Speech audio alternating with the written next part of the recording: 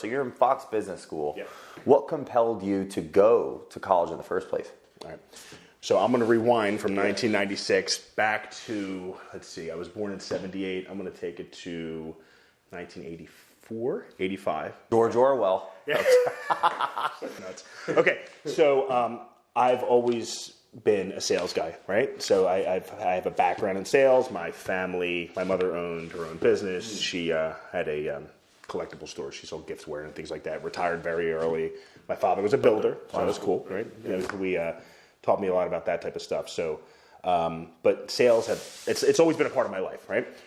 So my first job, my mother had her first store was in a shopping center right in Bristol, right around the corner. So right next to my mother's store was a little West Coast Video. Remember those West Coast Video stores where you can go, right? I know you're a little younger than me, so I make sure that you know. I've read a history book. And they had, so West Coast Video had, you know those crane machines that they have down the shore where you grab stuff down and things like that? Yep. And it moved. Exactly. Oh. So I used to go over there. I used to put a quarter in, play the games, go back to my mother. Mom, can I get another $1? Play some more games. And I found that I was pretty good at this, right? I'm winning all these stuffed animals. And then I'm like, I got all these stuffed animals. What do I do with them? I mean, I have no use for them. I don't want stuffed animals. I mean, I was only, at that time, I was 7, 8 years old, but I had a bunch of these stuffed animals. And my mother had a gift shop. And I'm not going to sell my little crappy stuffed animals in her beautiful gift shop, but I was in the shopping center with a captive audience. Yeah. So I'm like, you know what?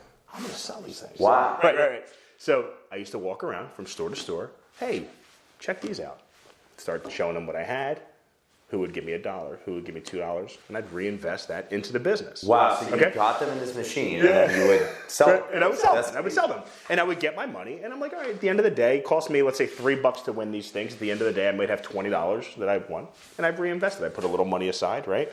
And I put, $5 back into the machine. And I'd start winning more things. And so I got to the point that I'm like, wait a minute. There's a guy that fills these machines up. I got to find out when he comes in. I got to get him into this whole business of mine, right? So on Tuesdays, the guy was there, and this is the summertime. I'm off from school. And I see the guy, and I say, listen, I got this little business here where I'm selling these stuffed animals. And, can I buy some off of you at a discount, or what can I do? He's like, I can't do that, buddy. I'm just filling these machines up. So you're 8? Yeah, 7, 8 years old, right? So I'm trying to hustle this guy, right?